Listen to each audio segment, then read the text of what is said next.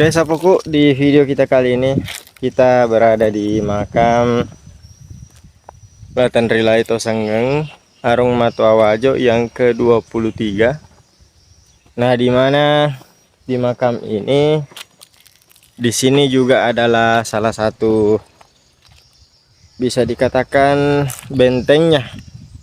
Karena kenapa?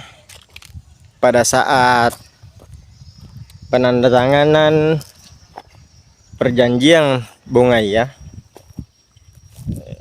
Latan Rilai ini adalah salah satu orang yang sangat menentang perjanjian itu dan dia tidak ingin menandatanganinya. Kemudian dia pulang ke Wajo.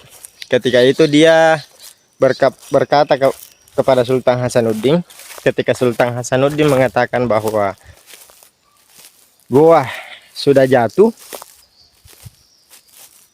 dan Latan Rilai ini mengatakan bahwa ada 10.000 orang Wajo yang ikut bersama saya,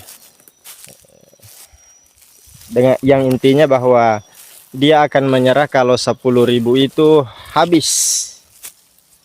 Nah, kemudian dia pulang ke Wajo dengan 500 lebih pasukan. Dia membangun benteng untuk menghalau penyerangan dari VOC Bone Sopeng Tanete. Dan kalau kita lihat bentengnya di sini masih sangat jelas. Nah, inilah bentengnya. Dari tumpukan tanah ia mengelilingi kompleks makam ini sampai di ujung sana keliling. Nah, ini bekasnya masih ada, hanya tumpukan tanah yang tinggi. Nah, ini pada saat pengepungan itu selama 3 tahun VOC dan sekutu Bone Sopeng Tanete baru bisa tembus selama 3 tahun. 3 tahun pengepungan dan pertempuran terjadi 2 hari 2 malam, ada juga yang mengatakan 3 hari 3 malam, sehingga pasukan berhasil masuk ke benteng dan meledakkan musuh bekas dari bantuan orang-orang dari Limpu Tua.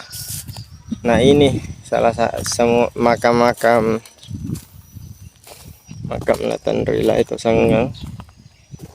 Bisa kita lihat di sini semua dari meriam. Nah, tuh meriam makam Latan Rilai ini.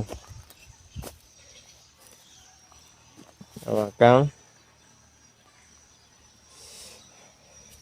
Dan pada saat itulah Latan Rilai Tosanggeng dijuluki Matinroy Risalakona, yang artinya yang gugur di meriamnya, bersama ratusan bahkan ribuan orang-orang Wajo di sini. Akan tetapi dalam kompleks makam ini ada juga beberapa makam yang ada di luar dari kompleks ini.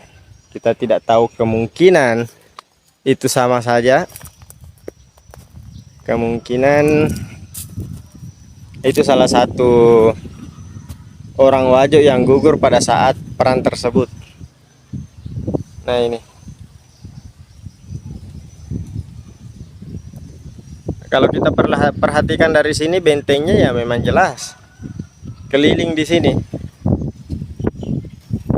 Benteng dari tumpukan-tumpukan tanah. Kemudian dari ujung sana juga